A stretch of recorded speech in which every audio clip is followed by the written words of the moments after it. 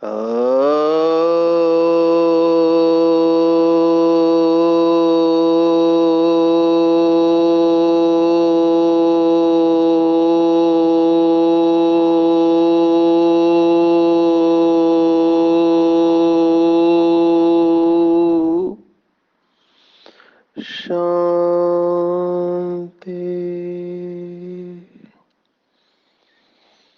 आज 17 फरवरी 2023 भारत में शुक्रवार है। Today is 17th February 2023 and it's Friday in Bharat. आज की मुरली का जादुई रहस्य स्वयं को प्रेरणा देने के लिए magical secrets of today's Murli for motivating the self. आज की पूरी साकार मुरली 2 शब्दों के ऊपर है।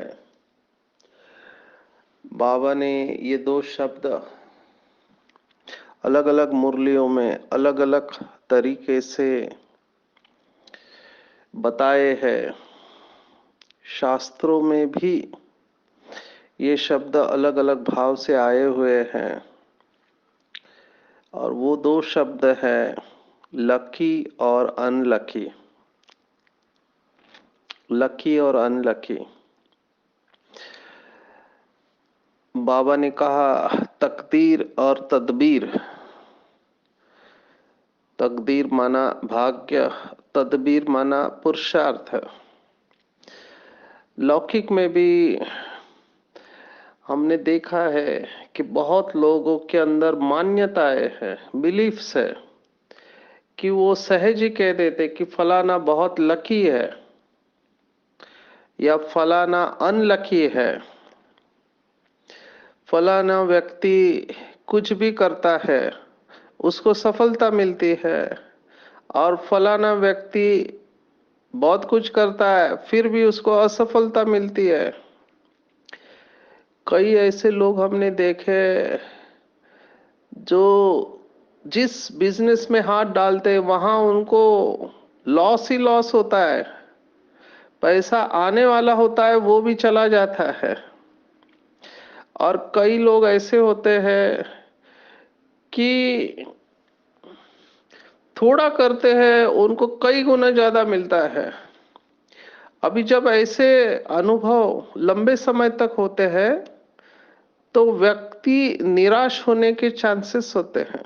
निराश हो जाता है वो और फिर अपने नसीब को दोष देने लगता है और फिर किसी सहारे के लिए किसी ज्योतिषी के पास जाता है। अभी ऐसे परिस्थिति में जब व्यक्ति को कुछ सूझता नहीं है, उसको लगता है कि शायद ये जो ज्योतिषी कह रहा है या गुरु कह रहा है उसकी बातों से मेरा प्रॉब्लम सॉल्व हो जाएगा।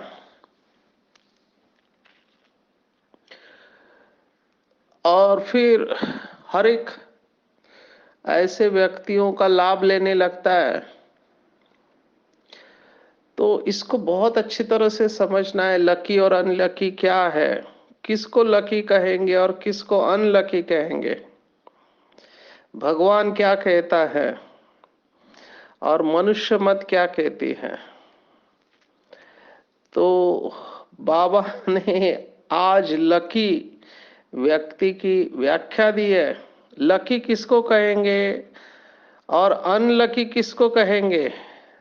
तो बाबा ने कहा लकी वो जो बहुतों को आप समान बनाने की सेवा करते हैं, सबको सुख देते हैं।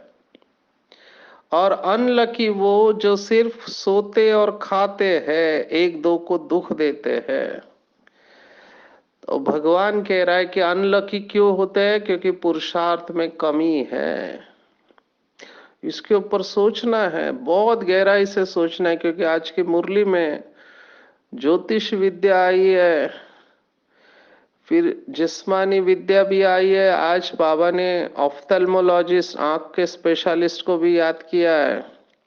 ज्योतिष विद्या के ऊपर मैं आऊंगा, क्योंकि बहुत लोगों को मैं देखता हूँ सुबह उठते ही न्यूज़पेपर में वो अपना भविष्य देखते हैं, और इसकी लोकप्रियता को देखते हुए आखिर सभी टीवी चैनल्स ने भी ये बताना शुरू किया है कि आज के सितारे क्या कहेंगे, आपके स्टार्स आज के क्या कहते हैं। तो मुझे भी बहुत वंडर लगा कि लोग इन स्टार्स में कितना विश्वास रखते हैं, जबकि बाबा ने कहा सच्चे लकी स्टार्स तो तुम हो। लेकिन फिर भी बाबा के भी कई सारे बच्चे हैं, उनका ठाम निश्चय है कि ये स्टार्स का हमारे ऊपर प्रभाव पड़ता है और वही हमारी दशा और दिशा डिसाइड करते हैं। मैं आपको अपना अनुभव सुनाता हूँ। मैंने कभी इन बातों के ऊपर विश्वास नहीं किया, क्योंकि भक्ति ही नहीं की इस जन्म में। तो जैसे ही ज्ञान में आए तो घर वालों ने बहुत विरोध किया। आखिर में किसी ने हमारी माता जी को कहा कि इसको ब्रह्मा कुमारियों ने खाने में से कुछ खिलाया है, इसके ऊपर भूत का प्रभाव है।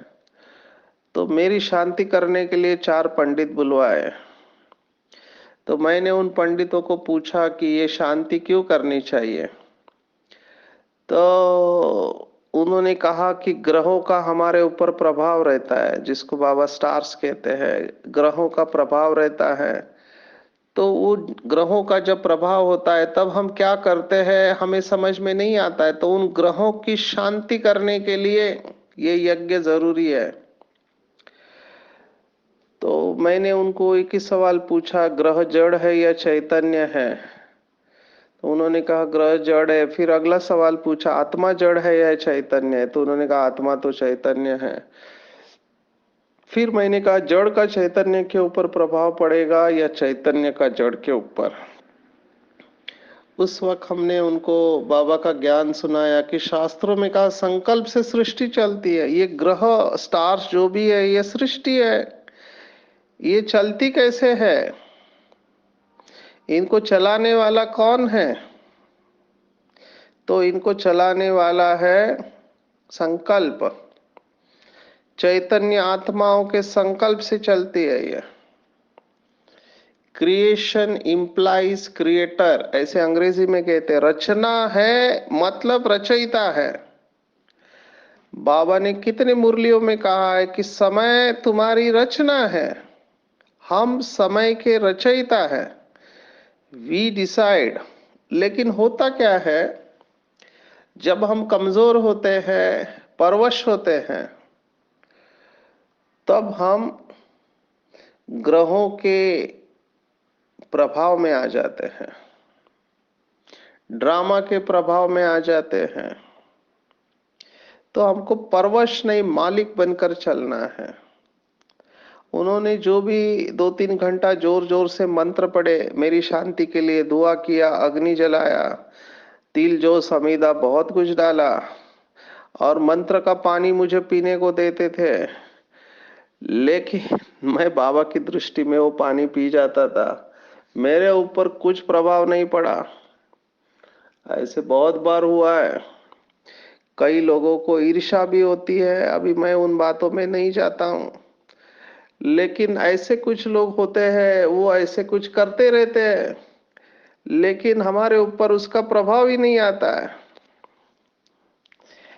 तो प्रभाव किसके ऊपर आता है, जो पहले से ही कमजोर है उनके ऊपर प्रभाव आता है। 2 चीजें हैं, एक शरीर है और एक आत्मा है। शरीर तत्वों से बना हुआ है, आत्मा मेटाफिजिकल लाइट हम कहते हैं। तो अगर हम सोल कॉन्शियस है, गॉड कॉन्शियस है, आत्म और परमात्मा अभिमानी है, तो हमारे ऊपर इन तत्वों का प्रभाव नहीं पड़ता है। कोई भी वाइब्रेशन का प्रभाव हमारे ऊपर नहीं पड़ेगा। यही बात आज के स्लोगन में भी आई है कि वृत्तियां परिवर्तन हो जाएगी। हमारे ऊपर कोई भी वाइब्रेशन असर नहीं करता है अगर हम सोल और गॉड कॉन्शियस है तो हमें डरना नहीं है। ये ग्रह हमारे कुछ भी बिगाड़ नहीं सकते हैं। एक्चुअली ग्रह शब्द बहुत सुंदर है, संस्कृत भाषा को अगर समझे तो संस्कृत में ग्रह अलग अलग भाव से आया हुआ है। ये जो हेवनली बॉडीज है, आकाश में घूम रहे होते हैं, गुरु है, शुक्र है, शनि है, इनको भी ग्रह कहते हैं। और कोई व्यक्ति अपने मन के अंदर किसी बात को पकड़ के रखता है, किसी के प्रति हमारा दृष्टिकोण बना हुआ रहता है कि फलाना है ही ऐसा, ये तो सुधरने वाला ही नहीं है, इसको भी संस्कृत में ग्रह कहते हैं। और किसी की एक व्यक्ति की दूसरे व्यक्ति के ऊपर कृपा हो जाती है, वो उसको मदद करता है, तो उसको कहते अनुग्रह। अनुग्रह किया, वो भी ग्रह है। अभी ग्रहों का प्रभाव हमारे ऊपर क्यों आता है, तो बहुत सिंपल है। ग्रहों का प्रभाव हमारे ऊपर इसलिए आता है क्योंकि मैंने अपने मन के अंदर बहुत लोगों के बारे में, जीवन के बारे में, दुनिया के बारे में ग्रह बनाए रखे हैं। ये ग्रह ही हमको प्रभावित करते हैं। शास्त्रों में कहते हैं पितृदोष है, मातृदोष है, पूर्वजों का दोष है। सब दोष दिखाई देते लेकिन खुद का दोष दिखाई नहीं देता। हमने बहुत बार देखा है कि इंसान घर बदलता है। मैं तो देखा वास्तु दोष, वास्तु के ऊपर बहुत बड़ा बिजनेस है। तो इंसान घर बदलता है, दरवाजे बदलता है, वस्त्र बदलता है, रिश्ते बदलता है, सब कुछ बदलता है, लेकिन फिर भी दुखी रहता है। क्यों? क्योंकि खुद को नहीं बदलता। तो ये सब दोष अपने आप चले जाते हैं जब हम खुद को बदलते हैं। गालिब का शेर बहुत फेमस है। गालिब, मिर्जा गालिब शायर होके गए। उन्होंने कहा कि गालिब जिंदगी भर एक ही भूल करता रहा कि धूल चेहरे पर थी और आईना साफ करता रहा। गालिब जिंदगी भर एक ही भूल करता रहा। मनुष्य का इस समय ये दृष्टिकोण है, वो समझता है कोई और जिम्मेवार है मेरे दुखों के लिए। अगर यहाँ पे कोई व्यक्ति नहीं मिला तो फिर आखिर वो भगवान की तरफ उंगली दिखाता है कि भगवान ही दुख देता है, या तो इंसान देता है या भगवान देता है। लेकिन खुद की कमी कमजोरियां नहीं ढूंढता है। यहाँ पर हम संत कबीर का दोहा याद करेंगे। देखो, इतनी महान आत्मा, जुलाहे के घर में जन्म लिया, चादर बुनती थी, लेकिन इतना डेप्थ में ईश्वरीय ज्ञान दिया इस आत्मा ने, जो बाबा उसको मुरली में याद करता है। कबीर का बहुत फेमस दोहा है, हम सबको याद रखना चाहिए कि बुरा देखन मैं चला, बुरा न मिलिया कोई, जिन खोजा अपना, मुझसे बुरा न कोई। माना मैं बुरा व्यक्ति देखने को गया, मुझे एक भी बुरा नहीं मिला, लेकिन जब अपने आप को खोजा तो पता चला कि मेरे जैसा बुरा कोई नहीं है। ये सब इतने बड़े संत ये कह रहे हैं, इसका मतलब हमको फोकस करना चाहिए। भगवान भी यही कहता है कि बच्चे अपनी कमी कमजोरियों को निकालो, खाओ पियो सो नहीं। कबीर कहता है तुमने रात गवाई सोए के, रात भर सोते दिन भर खाते। हीरा जन्म अनमोल था, कौड़ी बदले जाए। एक दो को दुख देने में ही समय व्यतीत करते हैं। अभी फिर भगवान क्या करेगा? भगवान भाग्य बांटने के लिए आया हुआ है। भाग्य बनाने की कलम शिव बाबा ने हमारे हाथ में दी है, और भगवान चाहता है कि मेरे बच्चे सुखी हो जाए। लेकिन जो सिर्फ खाते सोते हैं और दुख देते हैं, तो फिर बाबा क्या करेगा? कोई भी माँ बाप नहीं चाहते कि उसके बच्चे दुखी हो जाए। मैंने लौकिक में भी देखा है, मेरे पास ऐसे ऐसे केसेस आते हैं। आप सोचो, माँ बाप दुखी है, बेटा रात को 10 बजे बैठता है कंप्यूटर के सामने, रात भर इंटरनेट पे क्या करता है उसको ही पता है, अपने कमरे में लॉक करके बैठा रहता है सुबह 3-4 बजे तक।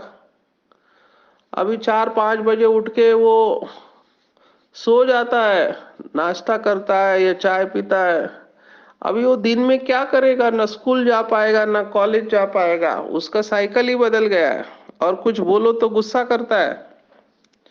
बेचारे माँ बाप इतने दुखी है, मेरे पास ये केसेस आते हैं। तो इस समय ये हालत है। बाबा ने कहा माया के तूफान में घड़ी घड़ी गिरेंगे, ठोकर खाएंगे तो बाबा क्या करेगा। इसका कारण बाबा ने बताया कि ऑपरेशन ठीक नहीं हुआ है। बाबा ने तो दिया है हमको दिव्य नेत्र, जन्मते ही दिया हुआ है। बाबा ने कहा है बहुत मुरलियों में कि हर बच्चे को मैंने जन्मते ही दिव्य बुद्धि का वरदान दिया है। दिव्य बुद्धि ज्ञान के आधार पर, उस बुद्धि से आप देखो अपने आप को, महसूस करो कि मैं ऊंचे ते ऊंचे बाप की डायरेक्ट ईश्वरीय संतान हूँ। मेरे जैसा श्रेष्ठ कोई नहीं है पूरी दुनिया में। मैं महान आत्मा हूँ जिसने भगवान को पहचान लिया है। ड्रामा के आदि मध्य अंत का ज्ञान है। कल्पों में सर्वश्रेष्ठ हीरो एक्टर हूँ। इतनी ऊंचा ज्ञान बाबा ने दिया, इतनी ऊंची अवस्था। लेकिन फिर भी अगर कोई श्रीमत पर नहीं चलता है तो बाबा क्या कर सकता है। आज तो बाबा ने पीछे आने वालों को बहुत मोटिवेशनल बात कही है। पीछे आने वाले भाई बहने दोनों कान खोल के आज की मुरली को डबल ट्रिपल अंडरलाइन करे। बाबा ने इतनी मोटिवेशनल बात कही कि कोई 25-30 वर्ष के है, कोई 1 मास 7 दिन का बच्चा है, परंतु 15-20 वर्ष वालों से गैलप कर रहे हैं। आप सोचो कितनी मोटिवेशनल है। माना बाबा ये एक्सेप्ट कर रहा है कि 7 दिन से 1 महीने तक वाला बच्चा भी बाबा का 15-20 साल वालों से आगे जा सकता है। गैलप माना फास्ट करना। हम डॉक्टर्स को एमबीबीएस में ये सिखाया जाता है, एक गैलप रिदम होता है हार्ट का, गैलप रिदम कहते हैं। गैलप वहां का शब्द है ग्रीक लैटिन। गैलप माना जल्दी करना, फास्ट। तो 7 दिन से 1 महीने वाला बाबा का बच्चा भी 15-20 साल वालों से गैलप कर रहे हैं। वंडर है। बाबा ने कहा वंडरफुल है। यूजुअली ऐसे होना चाहिए कि जो पुराने हैं उनकी अवस्था अच्छी होनी चाहिए, लेकिन बाबा ने कहा माया बड़ी प्रबल है, क्योंकि अच्छे अच्छे लोगों को भी माया पकड़ लेती है। तो चेक करना चाहिए। बाबा ने आज ये भी कहा है कि अपना चार्ट देखो कि मैं इतने साल से बाबा का बच्चा हूं, तो मेरे अंदर धारणा कितनी है और कितनों को मैं आप समान बनाता हूं। ये चेक करना है हमको कि कितनों को मैं आप समान बनाता हूं। पीछे आने वालों के लिए फिर से मोटिवेशनल बात। बाबा ने स्पष्ट कहा एक मुरली में कि आप कितने साल से ज्ञान में चलते हो, इससे ज्यादा इंपॉर्टेंट ये है कि कितनी आत्माओं को आपने आप समान सो बाप समान बनाया है। आज यही बात फिर से आई है। समझो कोई आत्मा 30 साल से ज्ञान में है, उसने 20 लोगों को आप समान बनाया है, ये भी बहुत बड़ी बात है।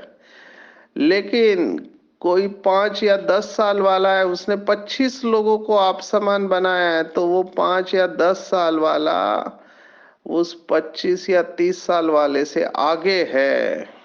ये बाबा का रिजल्ट है। बहुत लोगों को सुख देना है। यही बाबा के बच्चे विश्व की स्टेज पर जाएंगे। इनका ही गायन है कि औरों को आप समान बनाने वाले। क्यों खुशी नहीं रहती है? भगवान मिला है, बाबा ने कहा खुशी का पारावार नहीं चाहिए। पारावार माना इतने खुश होने चाहिए कि भगवान मिला है। लेकिन फिर भी बाबा कहता है ड्रामा।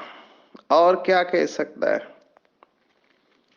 स्वयं भगवान हमको इतना श्रेष्ठ ज्ञान दे रहा है, इतना प्रेरणा दे रहा है, इतना मोटिवेशन दे रहा है, फिर भी किसी की आंख अगर नहीं खुलती है, धारणा नहीं होती है, दैवी चलन भी नहीं होती है, माया के तूफान में घड़ी घड़ी गिरते हैं, तो फिर बाबा क्या करेगा? सोचे भाई बहने, अपने आप से बात करें। आज बाबा ने और मोटिवेशन का बीती सो बीती। जब जागो तब सवेरा कहते हैं। ऐसे कहते हैं सुबह का भूला शाम को आता है, तो उसको भूला नहीं कहते हैं। बीती सो बीती, जो हो गया अभी इस क्षण से अपने आप से पूरा निश्चय करे, पक्का करे कि चाहे कुछ भी हो जाए, चाहे कुछ भी हो जाए, मैं बाप से पूरा वर्षा लेकर ही रहूंगा, कम वॉट में। मैंने पहले भी कहा, हीट ऑफ द मोमेंट को संभाल के रहना। निराश होने के चांसेस है, फ्रस्ट्रेट होने के चांसेस है, बहुत मेहनत करते फिर भी जितनी और उतनी जितनी प्राप्ति होनी चाहिए उतनी नहीं होती है, तो निराश हो जाते हैं। अंदर से नारायणी नशा चढ़ा हुआ होना चाहिए। लेकिन अगर विकारों का नशा है, तो फिर बाबा क्या करेगा? बाबा ने स्पष्ट कहा है, विकारों से खुशी को दबा नहीं देना है। बहुत वंडर है। एक तरफ काम विकार का अल्पकाल का सुख है, और एक तरफ पूरे कल्प की कमाई है, लेकिन फिर भी काम विकार भारी पड़ जाता है। इसी को वंडर कहते हैं। सब कुछ पता होते हुए भी अगर वहां से बुद्धि नहीं हटती, तो इसी को कहेंगे परवश आत्मा। खुशी कैसे आएगी और कहां से आएगी? कहां से आएगी खुशी? क्यों? क्योंकि बॉडी कॉन्शियसनेस का सुख ले रहे हैं, और ये सुख फिर सोल कॉन्शियस होने ही नहीं देगा। स्पष्ट अनुभव होना चाहिए कि ये बॉडी कॉन्शियसनेस का सुख है, ये सोल कॉन्शियसनेस का सुख है। दोनों की डिग्री अलग अलग है, दोनों के अनुभव अलग अलग है। मेरे साथ तो बहुत लोग डिबेट करते हैं, पढ़े लिखे लोग कहते हैं उसमें भी तो सुख है। भगवान ने हमको दिया ही क्यों है ये सब इंद्रिय? कहते सुखों के लिए तो दिए हैं, और हम अगर ये सुख नहीं लेंगे तो हम प्रकृति का अपमान कर रहे हैं।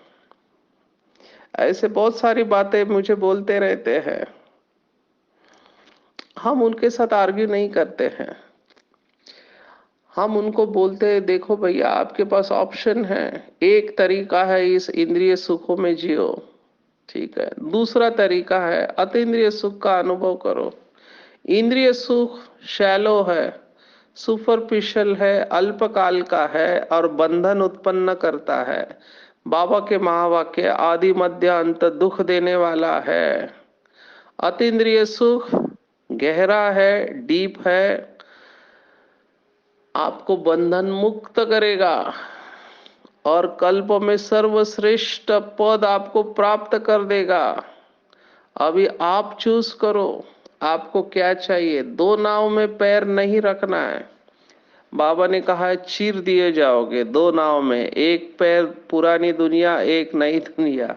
चीर दिए जाओगे, बहुत तकलीफ होगी। इसलिए अपने आप को इस तरह से अपने विवेक को जागृत करना है। जब हमारा विवेक जागृत हो जाएगा, बुद्धि अपने आप, ये सब अपने आप होता है। हालांकि बाबा विल पावर को यूज करने को कहते हैं। बाबा कहते हैं कि अपने आप को विल पावर के द्वारा इन विकारों के ऊपर विजय प्राप्त करो।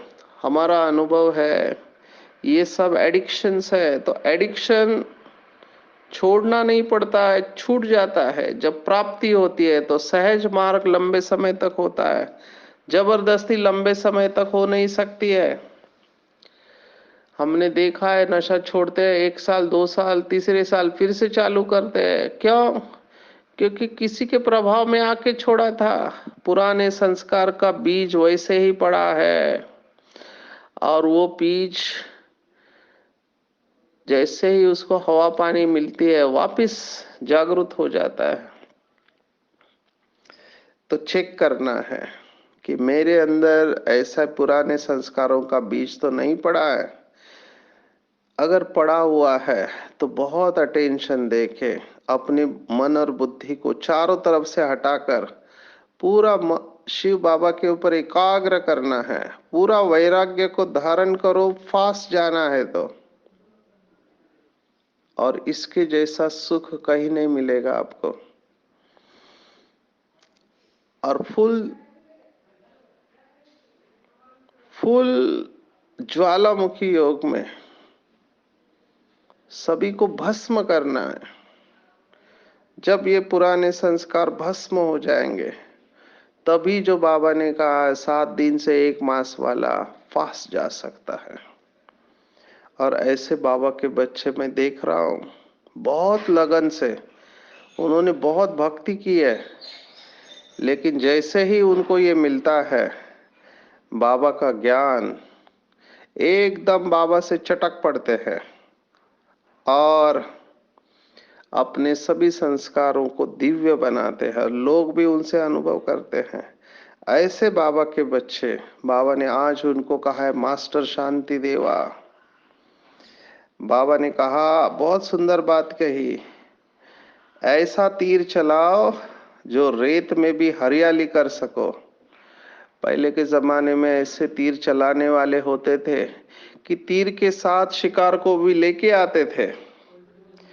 तो ये बाबा के बच्चों का गायन है जो शांति की शक्ति को संकल्प, बोल और कर्म प्रैक्टिकल लाएंगे, शांति देवा बन जाएंगे।